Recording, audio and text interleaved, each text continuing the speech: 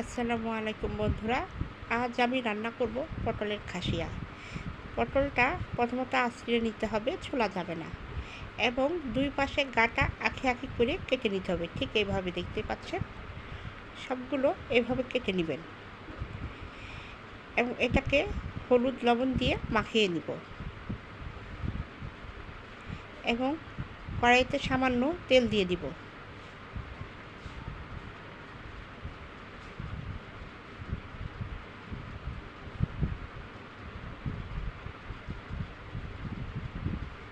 পটলগুলোকে আমি ভেজে নিব। পটলের যে পাশগুলো আঁখি আঁখি তার বিপরীত পাশে ভেজে নিতে হবে, যাতে এগুলো চ্যাপ্টা হয়ে ফুল আকার দেখা যায়।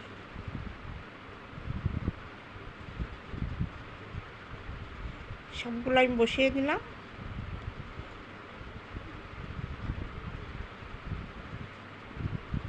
এবং এটা কিছু সময়ের জন্য ঢাকনা দিয়ে ঢেকে রাখবো। কিছু সময় পর এসে আমি ঢাকনাটা উঠিয়ে নিলাম এবং এটা উল্টিয়ে দিব।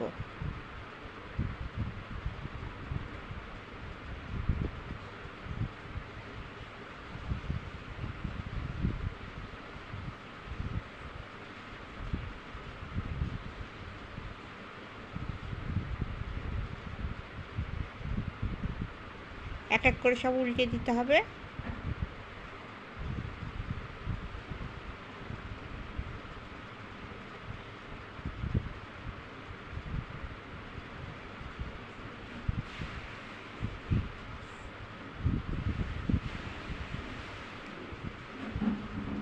এবং কিছু সময়ের জন্য আমি আবার ঢাকনা দিয়ে এটা ঢেকে রাখবো।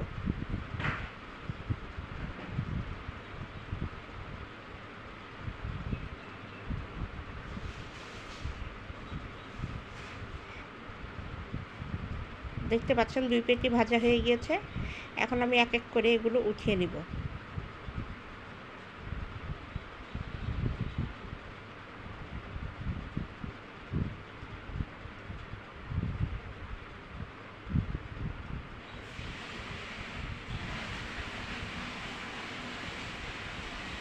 সবগুলো উঠিয়ে নিব। এখন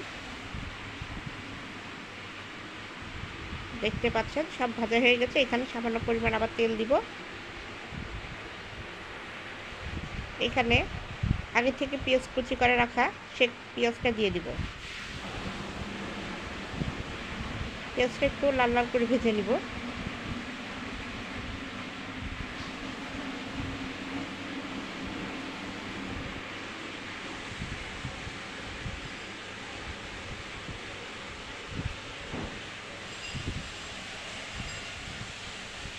আগের থেকে বেটে রাখা পেঁয়াজ, কাঁচামরিচ, রসুন, আদা এবং এলাচ সেটা আমি এখানে দিয়ে দিব।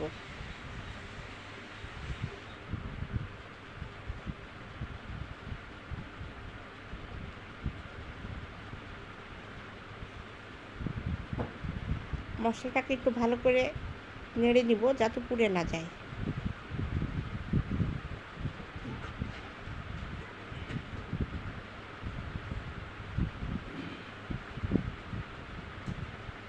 এখানে দুটো এলাচ এবং কয়েকটা ডাল দিয়ে দিলাম।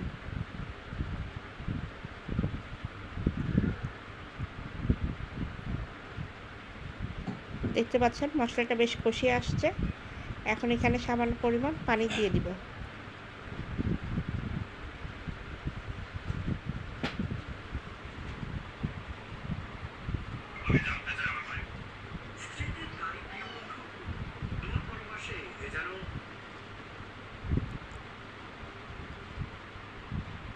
এখানে সকল মশলা অ্যাড করব। লবণ দিয়ে দিলাম।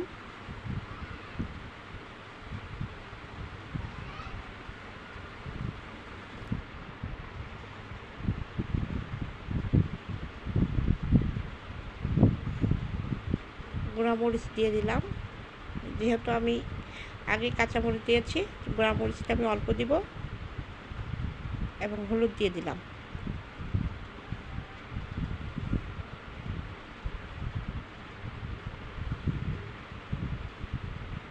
এখানে একটু জিরার গুঁড়া, একটু ধনিয়ার গুঁড়া দিয়ে দিলাম।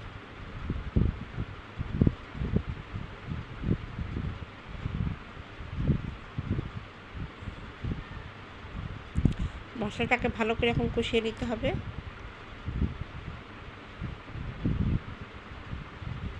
দেখতে পাচ্ছেন মশলাটা বেশ ভালো করে কষানো হয়ে গিয়েছে, তেল উপরে উঠে আসছে। এখন এর মধ্যে দিয়ে দিব পটল। দেখেন এটা কি সুন্দরভাবে ভাজা হয়েছে, দুই পাশে ফুল আকারে দেখা যাচ্ছে। এটাকে ভালো করে কষিয়ে নিতে হবে।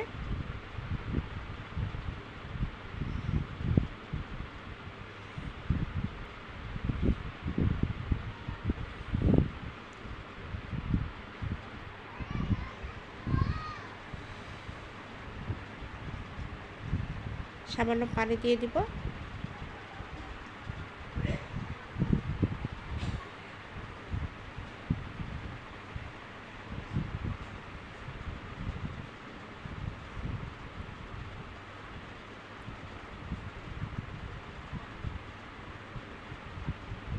এবং এখানে কিছু সময়ের জন্য ঢাকনা দিয়ে ঢেকে রাখবো।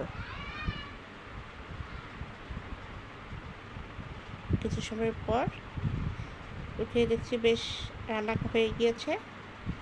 ঝোলটা আপনাদের পছন্দ অনুযায়ী রাখতে পারেন, তবে আমি ঝোলের পরিমাণটা এখানে কম রেখেছি।